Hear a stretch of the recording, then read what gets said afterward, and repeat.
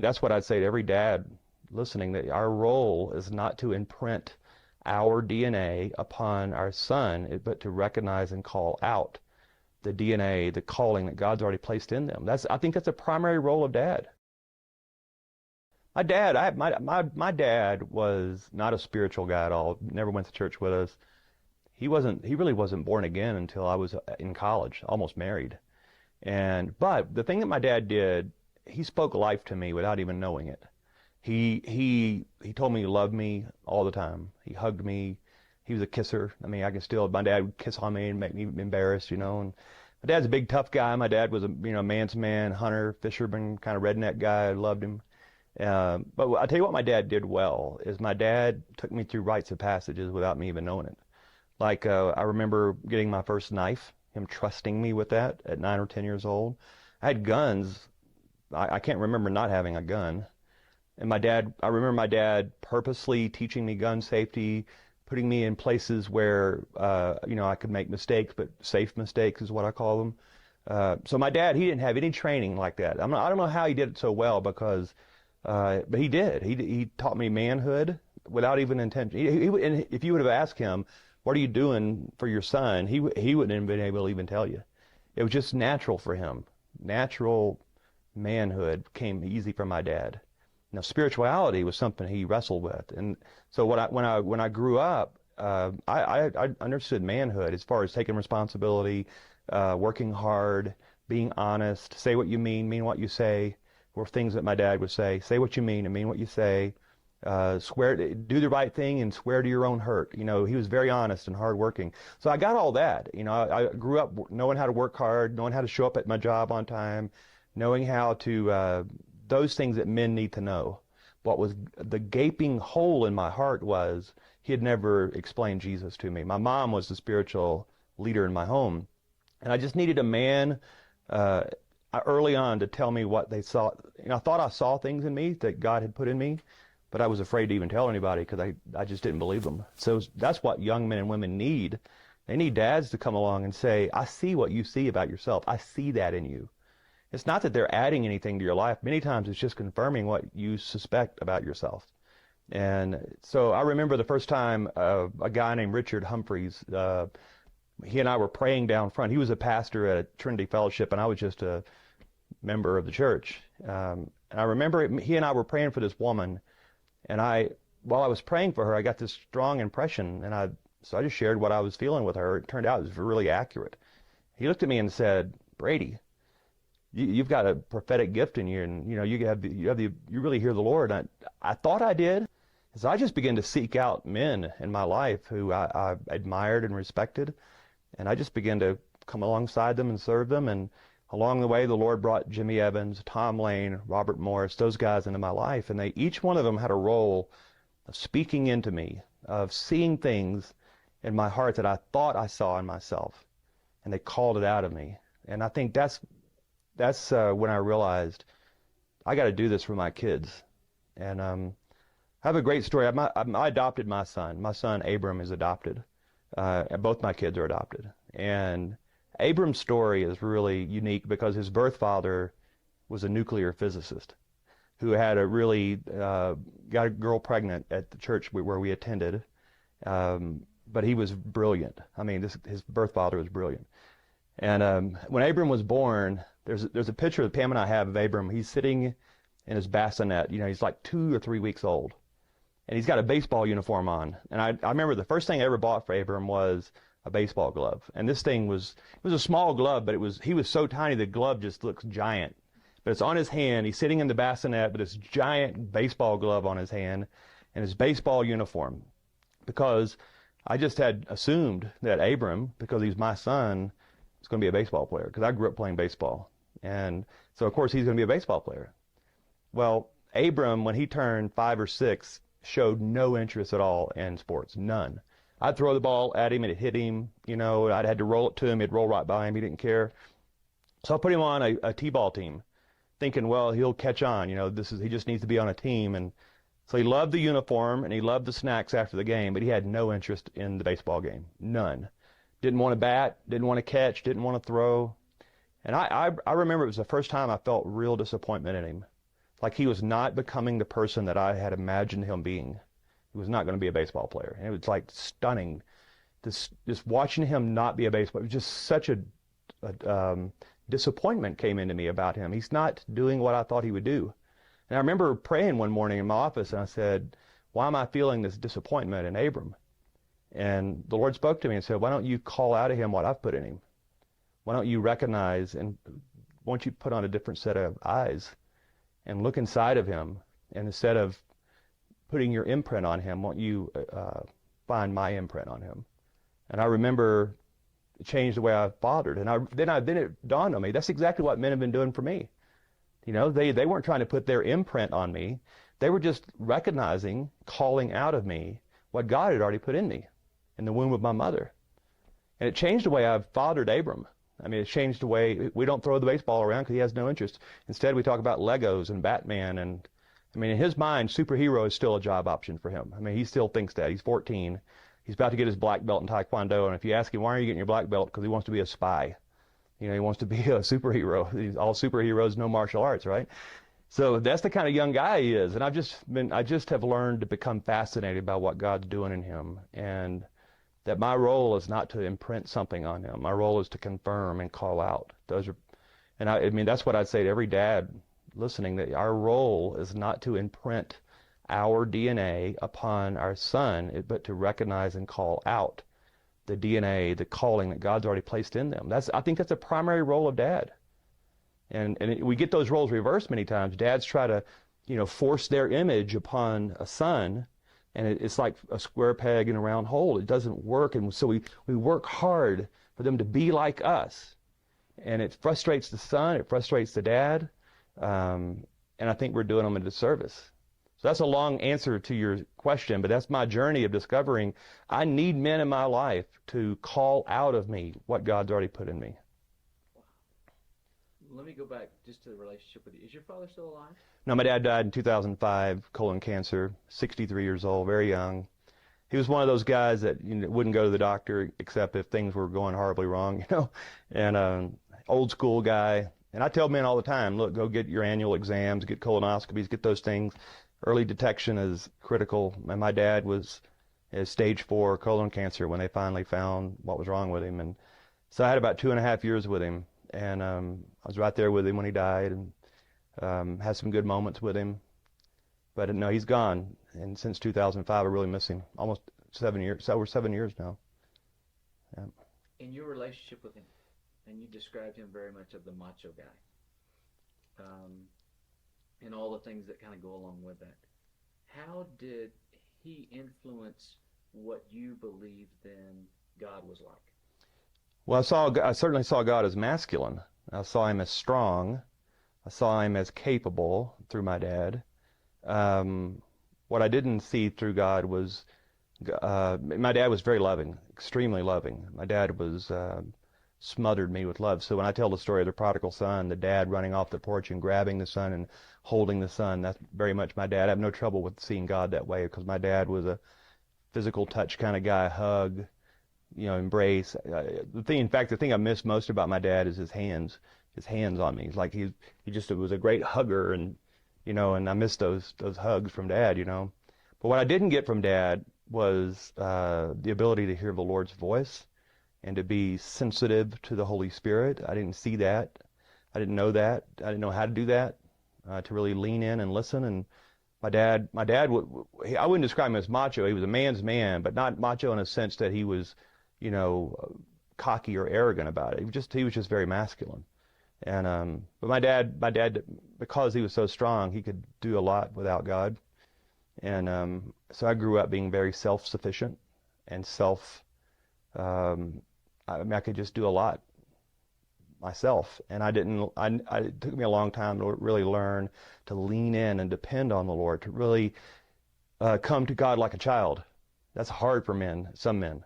To be childlike in front of God, to be dependent, to really trust God, to not try to do it on your own, to not just include God into my plan, but to really cooperate with what God's doing, to find out what God's doing and come about his business, instead of just always asking God. I just noticed my prayers started changing. Instead of asking God to get on board with my agenda, and to check off my boxes every day. I learned through these other men how to listen to God, to be dependent, to hear what God was doing around me and find out how I was supposed to cooperate with him. Why do you think it's so difficult for men to admit their weakness or their wound?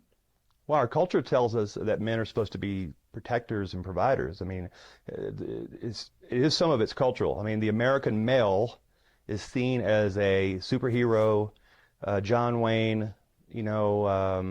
We're supposed to be heroic. Well, heroes don't ask for help. Heroes are the ones that give help. So we have a hero culture, in my opinion, that is damaging the soul of men. I mean, we have incredibly high standards for men. In order to be called man in America, there are certain things that we're supposed to live up to. And one of them is we're supposed to be heroes. And we're supposed to be, I just heard this on the radio. This guy was saying, men don't cry.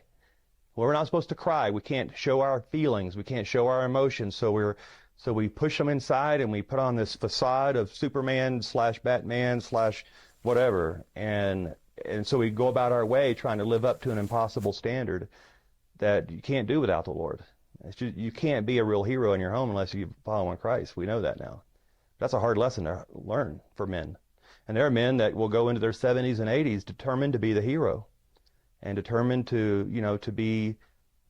be right. And it's hard. It's hard for men. We'll shift gears. What inspired you to write Sons and Daughters? Yeah, Sons and Daughters came out of a conversation I had with Abram in 2007 in the hallway of my house on a Sunday night. And I just told Abram that he was adopted. He was 8 years old at the time, and we had not told him that he was adopted. So I sat him down and I told him the story of his mom and I adopting him, bringing him home from the hospital, and all those beautiful parts of that story. And a few months later, I was really being very sensitive, trying to pay attention, because a lot of adopted kids go through separation anxiety. They wonder why their other mom didn't want them. They can go through a lot of abandonment issues. So we were prepared as much as we could for all that. And one night, I was laying Abram down. It was a Sunday night. I remember I was tired. I'd been at church all day. And I was praying over him, and I really just wanted to, pray an obligatory prayer and go watch SportsCenter because I was tired. And Dad's, we all get to that place sometimes, And so I was praying my customary good night prayer over Abram, and he was going to go to bed, and I was going to go downstairs and unwind. And as I was leaving his room, he said, "Dad?" I said, "Yes, Abram." Kind of aggravated a bit that he had interrupted my walk, and he said, "Thanks for adopting me."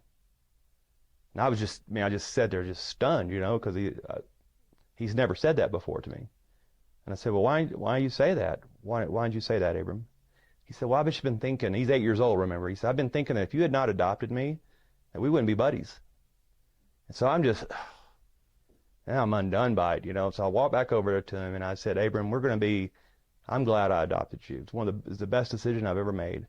And we're going to be buddies forever and always." So it's a real emotional moment for me, because it's the first time he really ever said something like that to me about his adoption. And he was catching it. His little heart, he was catching that I had chosen him, that I chose to adopt him. And because I made that choice, we were going to be friends always, forever and always. So I got out in the hallway and I just was praying. I was having this conversation with God about Abram. And I said, "Is everything okay with Abram?" I was asking the Lord this. And the Lord said, "That was for you. That wasn't for Abram." And I said, what do you mean it was for me?" He said, "Well, Brady, if I had not chosen to adopt you, we wouldn't be friends either. But I chose you. And we're going to be friends forever and always." So that night launched me into this really deeply personal journey of discovering God as a Father that had chosen me. So in Ephesians 1, one of my favorite scriptures, I read it on Sunday, that long ago before verse 4, long ago before the creation of the world, he chose me. He had to adopt me through Christ. And it gave him great pleasure to even think about it. So that scripture, along with the story in Luke 15 of the prodigal son coming home to a father that was filled with compassion for him, that ran toward him, instead of making the son run toward him, he ran after the son. So Ephesians 1, Luke 15, and Abram on a Sunday night in his bedroom launched me into writing that book, Sons and Daughters. As really, I wrote it for Abram and Callie. I didn't care if anybody else read it.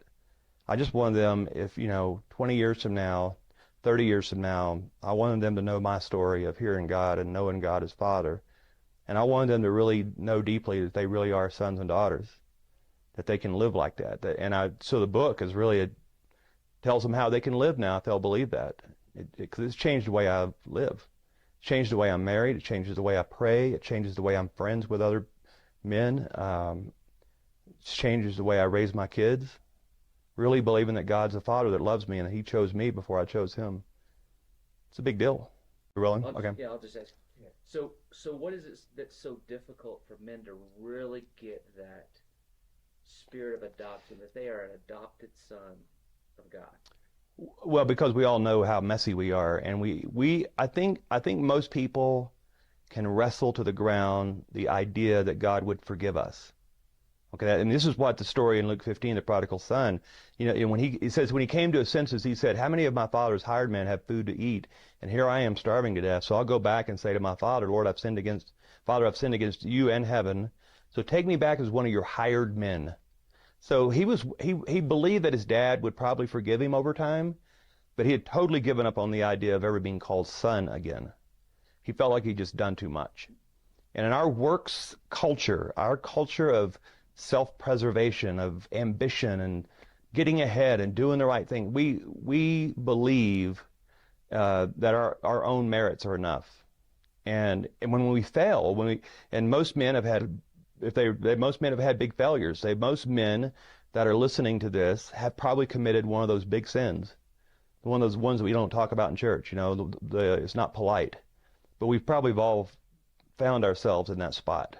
And we look around at the church culture that we're a part of, and we look at these men who seem to have it all together, because all of us are wearing these church masks, all right? So the culture in most churches is everyone is behaving well, but you know what's going on in your heart, and you don't measure up to that. I am not the man that they think I am. That's the first thought that comes into these men. I am not who they think I am. But I'm afraid for them to find out. So because I'm afraid for them to find out the real person, I'm going to control my relationships, and I'm never going to really be vulnerable and transparent. So we learn to live with this goofy church mask on, pretending that everything is okay, when we know it's not. But we can't imagine us really telling the truth, because then we would be exposed, so we start posing. And I think that's the culture that most of us find ourselves in the local church. It's not a place. The safest place to fail should be the local church. The safest place to be truthful should be the local church.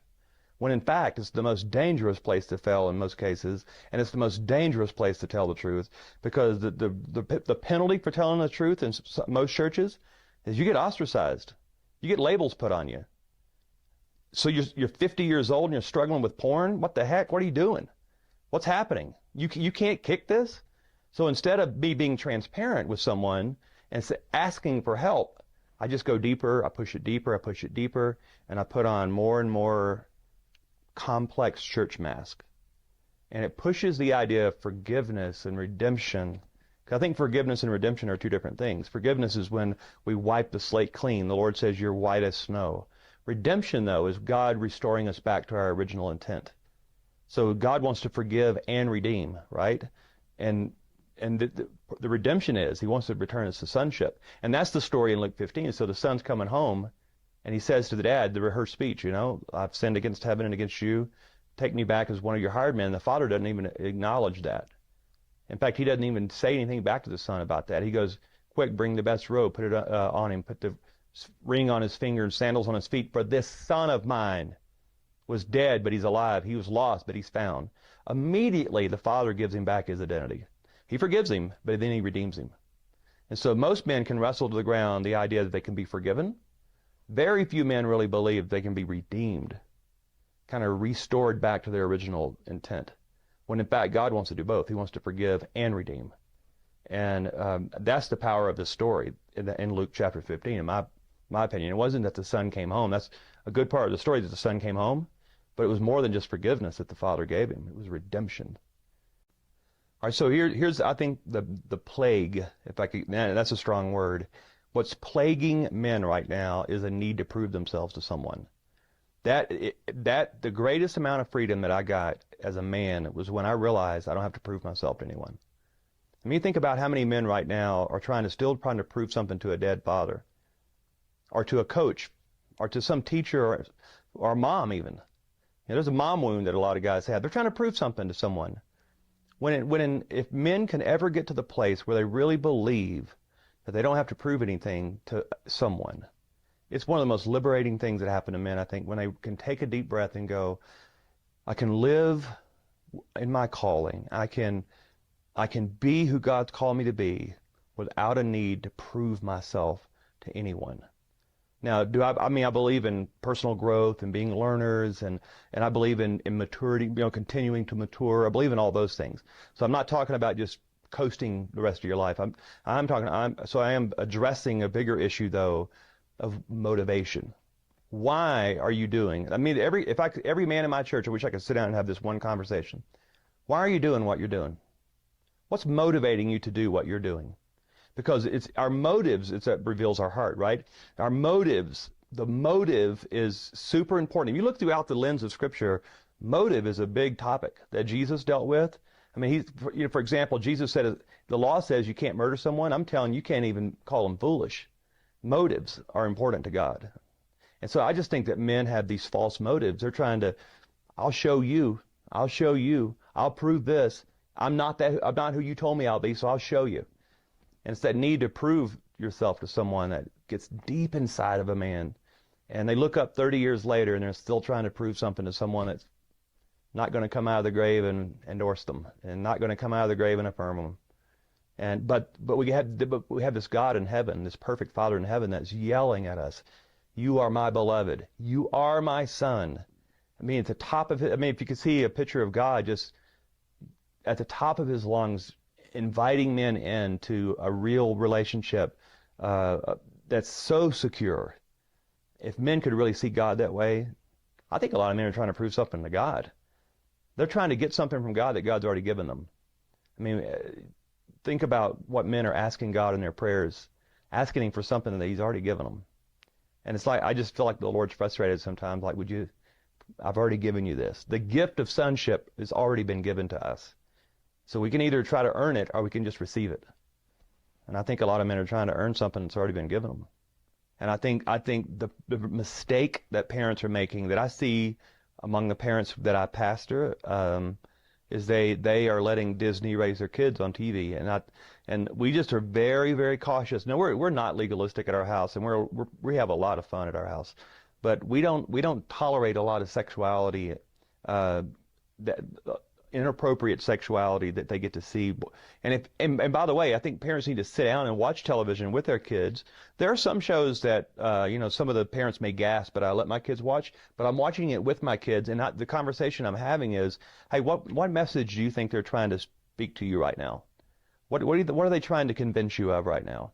And it's a good conversation, though. I don't know, Dad. What are they trying to tell me? Well, they're trying to tell you that 16-year-old girls should have boyfriends, that it's okay, that you're weird if you don't have a boyfriend at 15 or whatever. I said, do you believe that? And so it starts good conversations, but we're very careful about protecting our kids' innocence. And we don't allow violence into our home. I just think a lot of the games that kids are allowed to play, where you can pick if you shoot their head off or shoot their chest, is ridiculous. We might as well be letting them watch porn, in my opinion. I said that out of the pulpit on a Sunday morning, and you could hear an audible gasp. I said, it is proven that when you see bloody violence, it releases a lot of the same endorphins and a lot of the same toxic things into your brain as watching porn. And yet we let them shoot people. We just don't want them to see naked girls. But we let them blow people's heads off. And so my 14-year-old son, most of his buddies are gamers. I mean, they shoot people. And I think we have to teach our kids the sanctity of life, the value of human life. And I had a lot of good church boys walk up to me and say, well, I'm not going to become a serial killer. I was like, no, but you're losing your respect for life, whether you know it or not. And I think dads have to stand, and a lot of the dads are playing the games with their sons. And I had dads come up to me and say, well, that's the one thing my son and I get to do together. Shoot people? And so we wonder why we have this aversion to violence, why young men are going into schoolrooms and killing kids and then killing themselves, because we've played it off as harmless. Well, it's not harmless.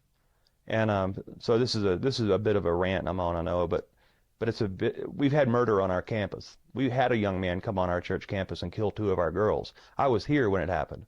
I see the effects that it's having on some young men in our culture. And we just pass it off as harmless and okay. Well, it's not okay. And I think we have to take a stand. We're quick to take a stand on sexual purity, but I think we're slow to take a stand on human value and violence. Those are 2 things Pam and I have stood our ground on. We're not going to let a violent culture into our home, and we're going to keep our innocence. We're going to guard our purity and innocence. So those are things that I think have paid off for us as parents. What is the best thing a father can do for his children? Pray for them. And there's 2 things. Pray for them and be passionate about Christ yourself.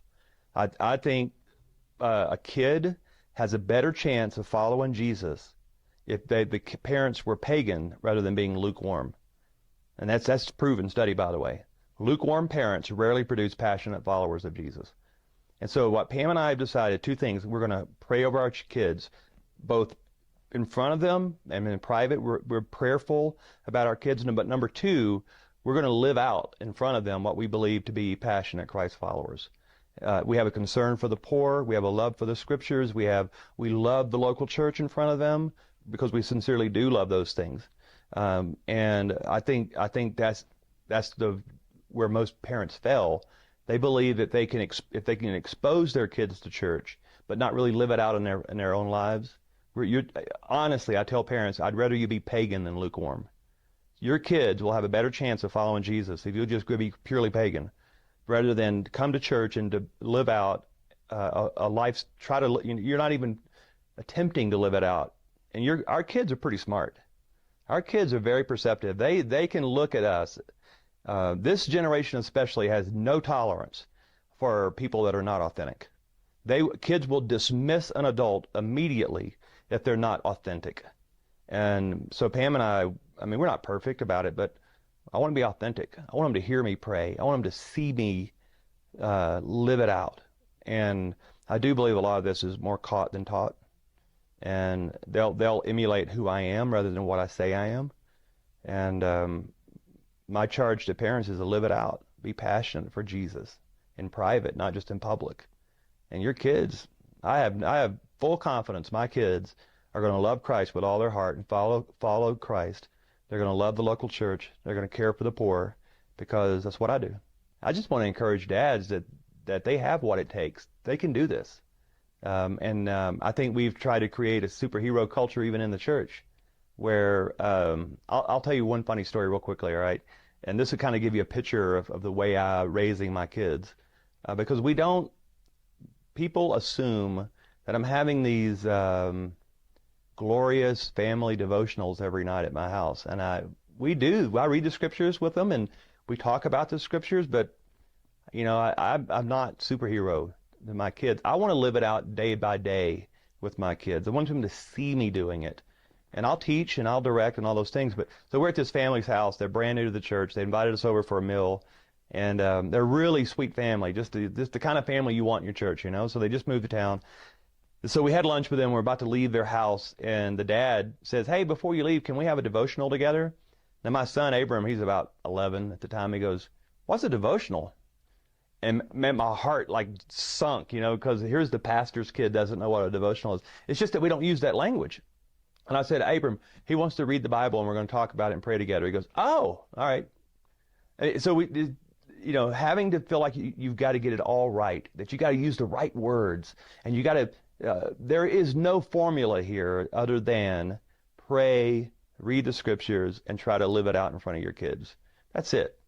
And if we could just get it down to the bottom shelf, I think for men have this thing, men have tried and failed, so they quit trying. Because we've set the bar so high. Should we set the bar high? Yes. But let's put it down on the bottom shelf for guys, all right? Guys, my charge to guys is be men of prayer, read the scriptures, and try to live it out in front of your family. And be authentic, be vulnerable, be transparent, learn to apologize quickly.